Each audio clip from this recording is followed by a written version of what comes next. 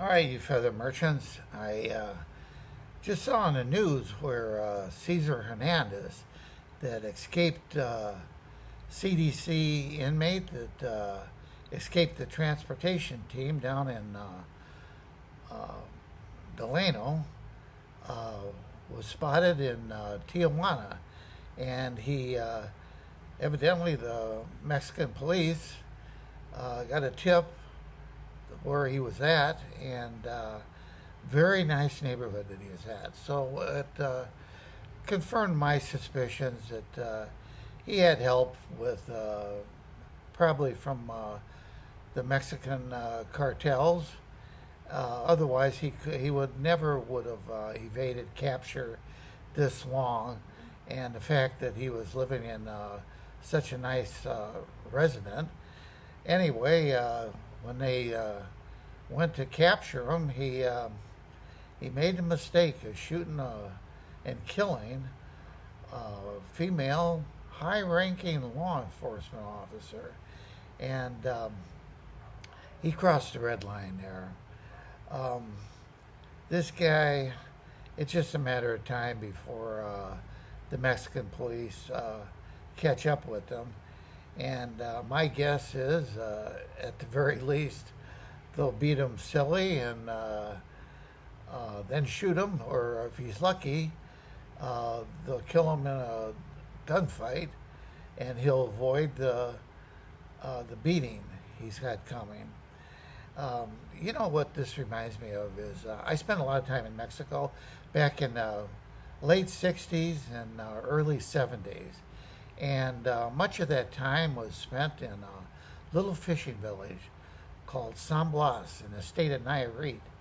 And myself and the people I hung around with, every Christmas and New Year's, we'd have a big party for everybody. And we would invite the mayor, any of the city officials, immigration, we would invite those guys. And that way they wouldn't bother us, and they and they look forward to the parties, the big parties. I mean, we had a lot of women there, and it was good. It was a lot of fun. But this one year, a friend of mine that was he was Mexican American. His father was from the U.S., and his mother was local. Anyway, the immigration wanted him to act as an interpreter because they had just busted a group of hippies with marijuana, and they all the hippies agreed, signed a statement saying yes, this was my marijuana, and they threw him in a city jail. And what they would do is they'd keep him there for about 10 days, and then they'd ship him to the border and turn him over to our border patrol. But there was one kid, 17-year-old kid, that was with that group of guys, and he said he didn't have anything to do with the marijuana. He didn't even know about it. And the two immigration officers wanted to come to our party, and it was getting late, and they was running out of patience, trying to get this kid to sign this document that he was guilty. And out of frustration, the one immigration officer opened the top drawer of his desk and took out an ice pick and asked the kid one more time if he would sign the document, and the kid said no, and he jammed that ice pick in his kneecap. And according to Jackie, or the interpreter, he said the kid screamed, and he signed the document. And the immigration guys showed up at the party, and of course Jackie told us what had happened. And just as that was going on, one of my buddies that was with this group I hung out with, he was carrying a firearm on him, which was not a good idea, and he was drunk, and he came up to me right as the immigration guys showed up, and he said, he lost his weapon. He doesn't know where it's at. I thought, oh, you got to be kidding me.